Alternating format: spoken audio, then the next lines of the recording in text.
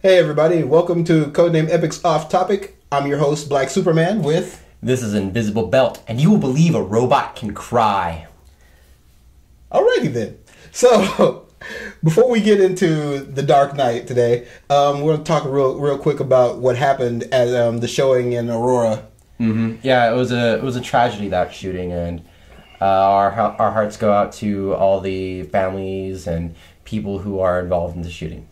Yeah, you know, when something like that happens, you kind of feel like you've become family. I mean, we all join together to do something fun, and then for someone to do something like that, that's really horrible. Our hearts and prayers are with you guys, and you know, we're hoping that you get a chance to heal and move on. I know that it's going to be difficult, but again, we're thinking about you. Mm-hmm. And though attacks like this are supposed to, from I guess the shooter's point of view, drag us apart and make us weaker, what they really do is just make us stronger, and stronger culturally, more understanding of one another. Absolutely. Well, only for a little while, unfortunately. It's true. It seems like that. Like, it seems like it's already starting to get politicized, but I don't think we should really get into that right now. Agreed. Because what we're really here for, and what you guys actually want to hear, is some thoughts on The Dark Knight. So let's move on from what's sad to the good things about this weekend. So we saw The Dark Knight. I've seen it twice, so I've noticed all the little production errors. Okay, so why don't you get into what was wrong with it first, and then we'll talk about what's right. Yeah, of course. There were quite a number of problems I felt with it. I didn't feel that it was successful. It wasn't a successful Batman story, or a superhero story, or a story about identity in any way. But what it was good at was that it was a good action movie. But there were just too many chase scenes. Too many chase scenes and too much stuff in really convenient places.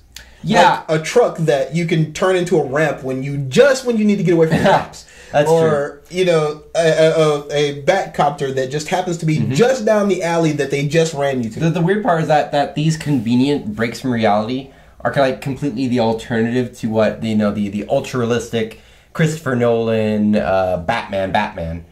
The weird part though is that he completely ignores the fun campy stuff, and like even stuff that's realistic, like Bane's Venom, which is just a steroid, which would be easily converted. But instead, what they did was that they made Bane's character convoluted in the worst ways possible.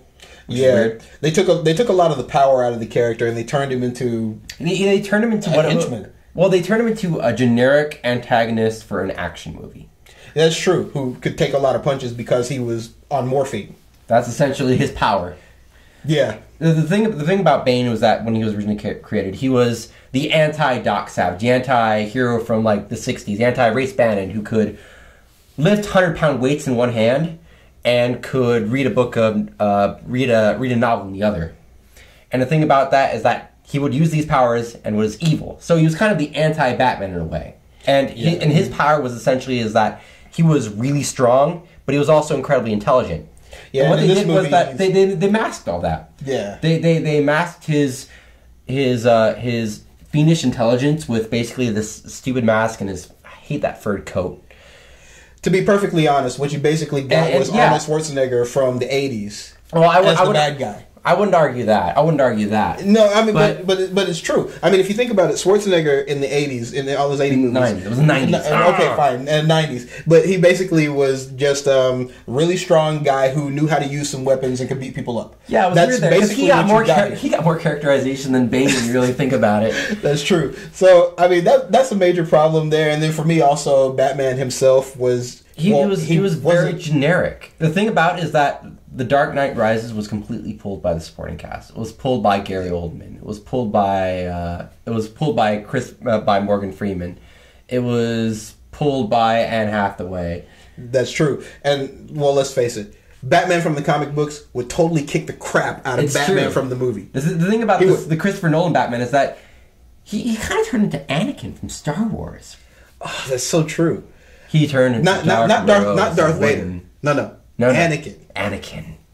So yeah, I mean. Oh, and Michael Caine as usual.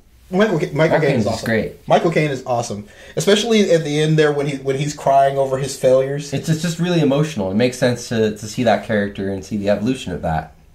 Well, for the Nolan Batman, it was weird because the movie was about Batman retiring, but it wasn't about Batman retiring. It was about Bruce Wayne retiring, but they had to do it in such a convoluted and bizarre way that it made no sense. Yeah, so basically what we're saying is go see the movie. It's a good movie. Don't expect it to wrap up Batman's life because it's really not going to. Yeah, the thing about it is that it's a terrific action movie and it's great fight scenes when you really get down to it. It has really huge suspense and drama and emotion, especially especially the third act where all the action comes, where you see squads of hitmen fighting against a huge army of policemen. It's like really emotional with that. But the things that were bad about it were essentially a lot of character stuff. But if you're in for a great action movie, then I would recommend this. Yeah, so if you want to hear the longer version of this, join us on Krypton Radio Thursdays at 7 o'clock. But for now, this is Black Superman. And this is Invisible Belt. Signing off.